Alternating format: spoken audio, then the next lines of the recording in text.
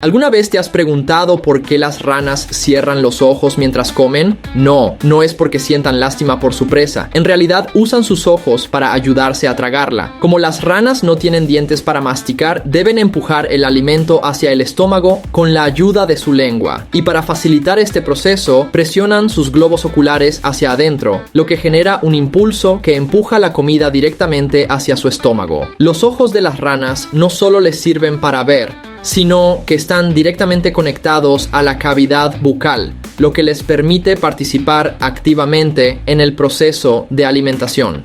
Este mecanismo es tan importante que si sus ojos no funcionaran correctamente, la rana tendría dificultades para tragar.